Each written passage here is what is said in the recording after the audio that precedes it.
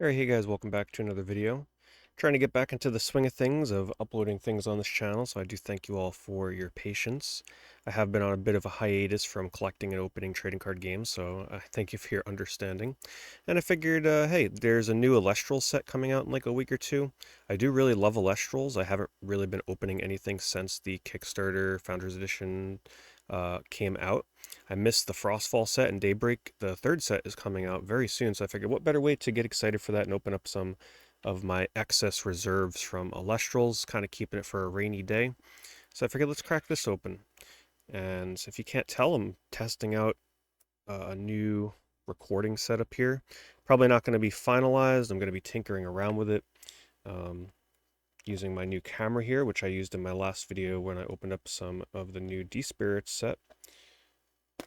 Okay, let's make sure we're not damaging the packs inside here.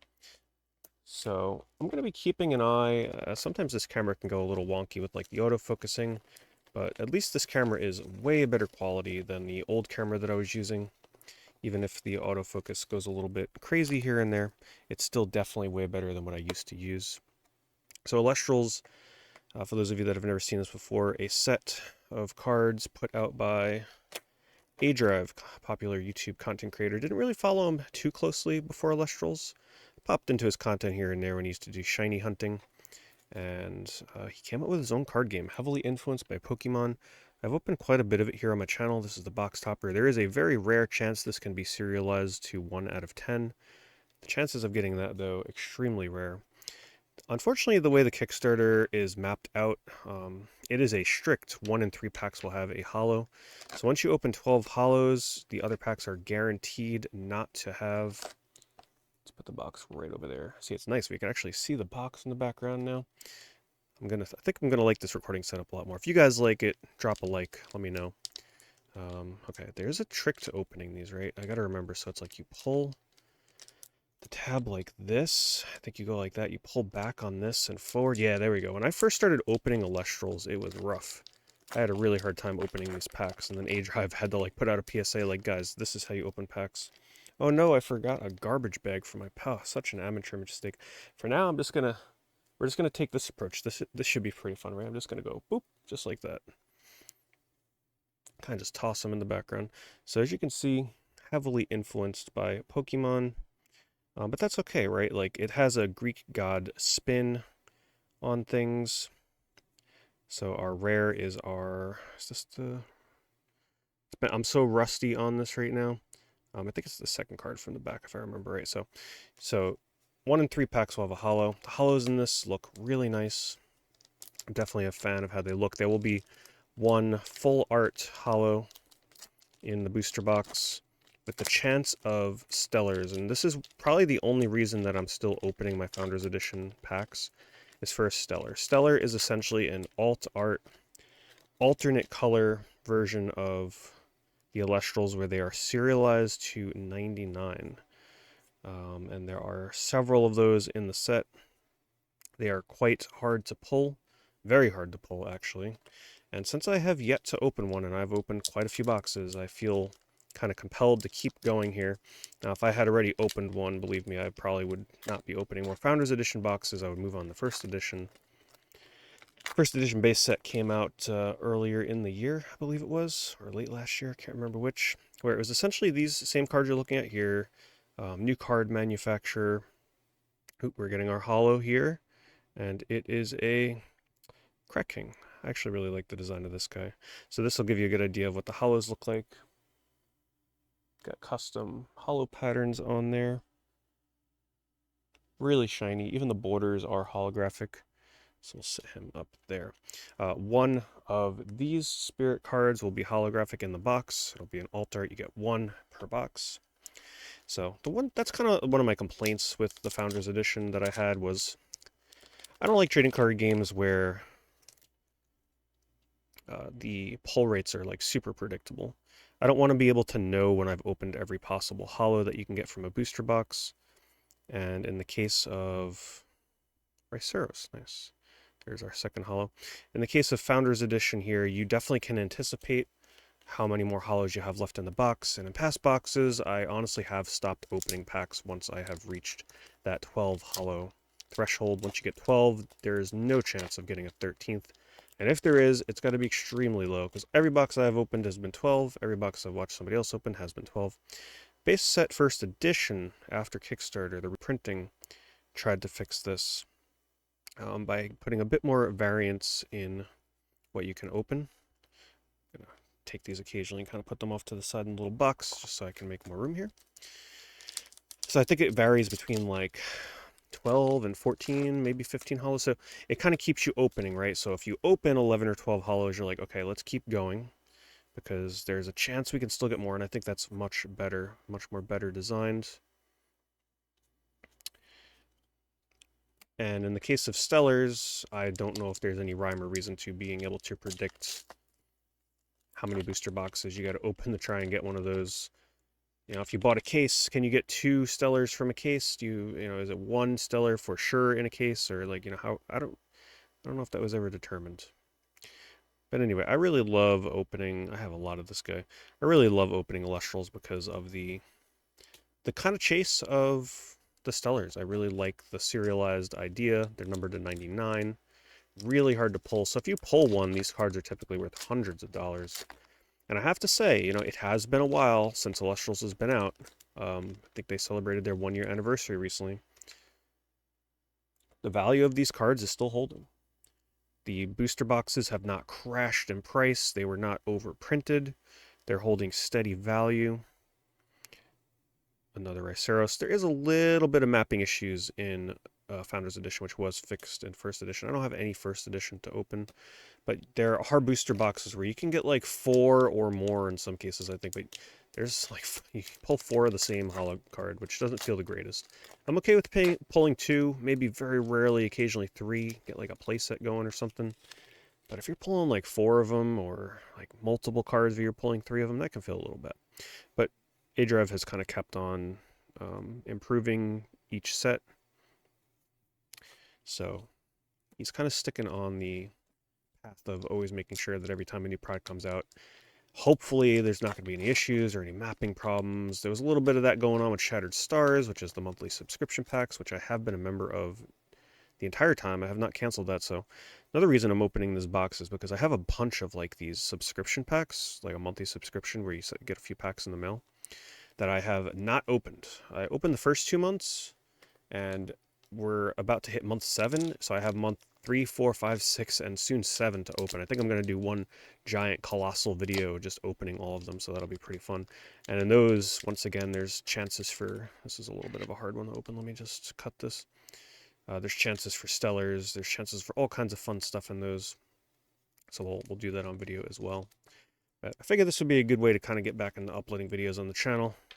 Something easy for me to open. Nice way to test out the quality of the camera and see how the focus is. Oh boy, that was a tough pack. So we are up to 4 hollows. So that means we still have 8 more to go. And the Stellar does count as one of the 12, so it's not like you get a Stellar and you'll get 13 hollows. There's another cracking. It does count as one of the hollow slots.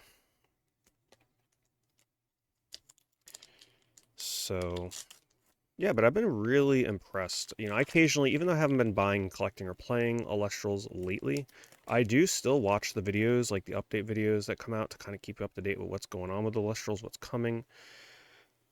There's actually an LGS close to me that was within an hour's drive where they were demoing, well, Tempest is a good one to get. It's one of the better hollow pulls you can get for this set. But unfortunately, the timing was just awful. I couldn't make it down there. It was for the release of Frostfall, and I could have went and met A-Drive and played some games. I really regret not going to that. But man, the timing was just rough. There wasn't a lot of notification on it, to be honest. I would have went down, so hopefully A-Drive goes again. Out in the New York area, hopefully. New York, New Jersey. I know there's a lot of stores in Connecticut that carry this game out in the East Coast. Okay. So an example in First Edition, they changed up some of the cards, right? So for those of us that like bought a lot of Kickstarter packs and we don't want to get too many doubles again in First Edition, this card in Kickstarter or Founders Edition Does not come in holo, it's just a normal rare, but in first edition, they actually, I believe, they turn Mustache into a holo card. So it gives you a cool incentive to pick up the new cards as well. There's new Stellars, so the Stellars in Founders Edition, you can only get those in here, and there's holos that you can only get in Founders versus First Edition. So it's a really clever way to not just reprint the cards with a different card manufacturer, but it's also a very good way to actually give collectors incentive to open up First Edition if you've already opened up a ton of Founders Edition. But yeah, Elestrals is doing great. It's making its way into LGSs. A-Drive's making a really big push to create a local scene. Oh man, the glue on this one. Look at that. Holy moly. That is a tough pack. Let me be careful here. Giving tournament packs, so if you go and play in person, you get special packs, similar to what like some other card games do, like when I was playing Star Wars Unlimited. They were doing something like that. You go play, you just get a promo pack. There's tons of merchandise, there's plushies, there's all kinds of crazy stuff. There's animations, there's videos, there's lore stories, there's webcam tournaments, there's in-person tournaments, there's digital client tournaments. So anybody that had doubts about Elestrals when this first came out and you saw it and you're like, yeah, that's not going to last long. It's going pretty strong. I'm impressed by it. I have no regrets initially investing into Elestrals during the Kickstarter. And like I said, the boxes, I mean, man, they are holding up quite well. It's not like a MetaZoo situation where, you got Crypto Nation 2 boxes falling down to like $30 while the game was still alive and relevant. None of that going on here. All right, we still have quite a few holos hiding in this box. We got 1, 2, 3, 4, 5, 6. We have half the holos that we are supposed to be allotted. The box topper does not count. So it's a pretty good box. I'm sure some people sit there like weighing the packs so that they can just figure out which packs have the holo. But yeah, we're not doing that here. We're just gonna see. This is one of the. You can get a stellar version of this, so he will come in holo, be all fancy looking for the Exaltair. Yeah, we just keep ripping until we reach the 12th holo. After that, not much of a point to keep opening. I've opened enough of these to have a playset of everything non-holo, so I don't really need anything else. The other packs, I'll just hold on to them for either giving away or selling as light packs. Pretty much if you see loose packs on eBay for Elestrals, even if most people do say, hey, these are no holos for sure. But even if you see packs that don't mention if they are light or heavy, essentially,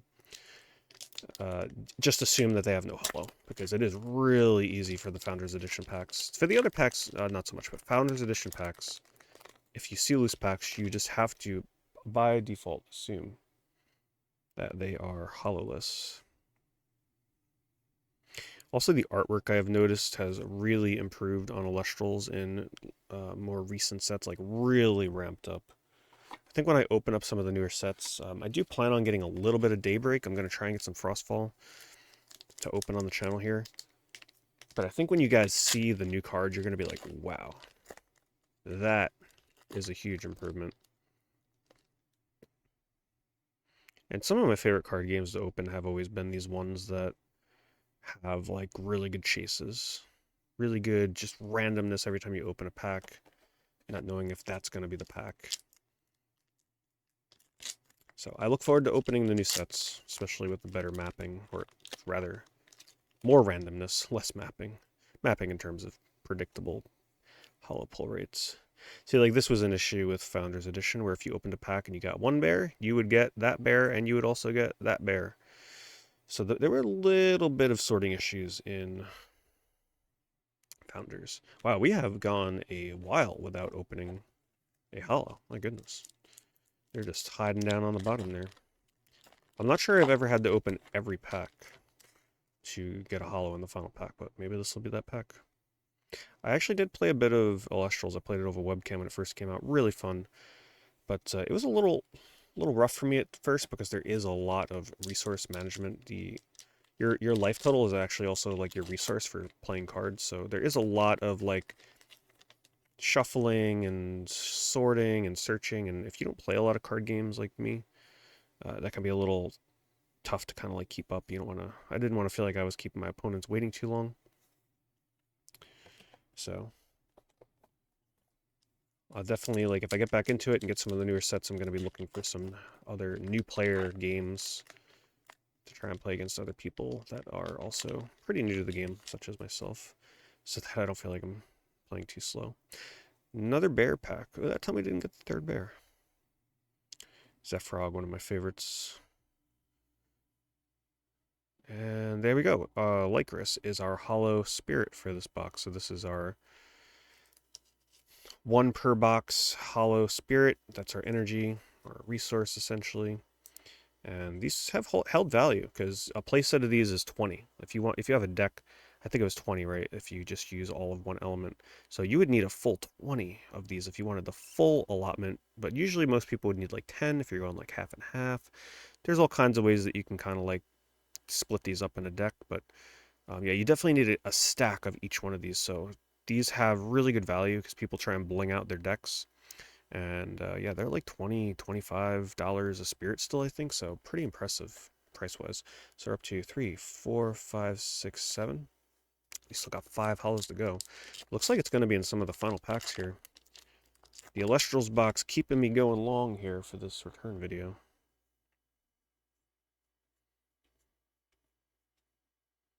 And Circle of Sky, a very beautiful card.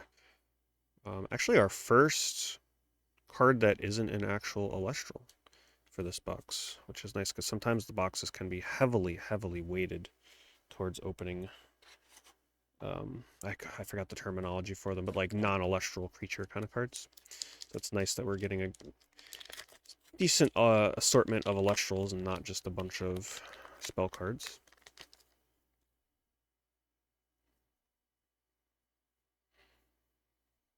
So like, for example, this is the cost, right? So if you want to play this Astrabbit, you got to use 1 Electric Spirit or Lightning Spirit, and that's sort of the resource cost of playing these cards.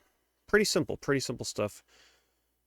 There's not a lot of cards that have a huge blurb of text. Most cards are fairly straightforward. It really just comes down to the nexusing, and nexusing being like the paying the cost and like switching energy around as you're playing. It's pretty complex. I never really played Yu-Gi-Oh, so I don't have that familiarity with the mechanics of Elestrals, which uses like trap style cards. Apparently people that played Yu-Gi-Oh transition over to this fairly easily. Alright. Man, these final packs must all have a hollow in them practically, so should be a good finale at least. Like a Volt. We got Ambrosia. So we got 1, 2, 3, 4, 5, 6, 7, 8, 9. We got 3 more hollows and how many packs? 3 more hollows. And 1, 2, 3, 4, 5, 6, 7 packs. So let's just keep these packs right here.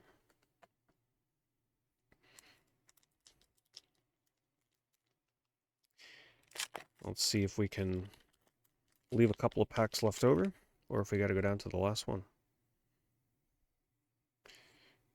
But yeah, there's like evolutions and stuff, as you can see, the certain Elestrals kind of turn into other Elestrals through nexusing, or oh man, it's been so long since I played. There's a lot of terminology I'm forgetting here. I do apologize, but yeah, if you enjoy stuff like Pokemon, definitely check this card game out. It is thriving. The Discord is huge. It's populated. They're always doing tournaments. This is not a card game that just came out as a quick cash-in and is going away. It's definitely here to stay for the foreseeable future. They have plans out for more sets for months to come. Okay, so that is 1. We got 2 more hollows.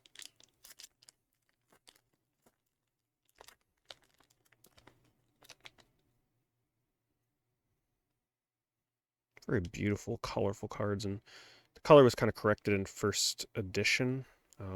Even though honestly, I kind of still like I think the colors look really good and deep in Founders Edition too. I didn't particularly think they were too muted, but apparently the blacks are like a little bit darker and stuff in basic first edition. The cards are also super thick. This is one of my favorite cards, Quackle. Cards are also super thick. Oh, that's right, my full art should be coming up Oh, are they keeping me in suspense? Are they keeping my full art as my final hollow? They totally are. 1, 2, 3, 4, 5, 6, 7, 8, 9, 10, 11. Wow. My final hollow is my full art. You're guaranteed one full art per box. You're looking for the gods, like the Greek god cards. But honestly, any of them are good. And all of them hold really good value. But there are still full arts that are holding like $100 value. Almost like an entire booster box in value in one card. So let's see what we're going to get. Kind of forget which ones I still need or need like playsets of. Okay, here it comes. It is Centorber. You know, I don't remember if I ever pulled a Centorber. But there he is. Very nice. The full arts and Elestrals are quite pretty. A little bit of a dent or something going on up here. See that? Not sure what that is. I don't think that was my doing. No, because the other card behind it does not have that, and the card in front of it does not have that. So that appears to be a printer issue. See that? Generally, though, the printing and, like, quality-wise, the Elestrals cards are really good. So that's actually one of the first times I've seen something like that. It's not anything major, but yeah, not a card that you'd probably get graded, that is for sure. But to play with it or throw it in a binder, it is quite fun. So we got down to final 2 packs. I'm going to leave those sealed since that is our final hollow card. And let me just do a quick spread and recap on these. So you got 1, 2, 3, 4, 5, 6, 7, 8, 9, 10, 11, 12 hollows in our latest box of Elestrals Founders Edition. Thank you guys for watching. I hope you enjoyed, and I'll see you in the next video.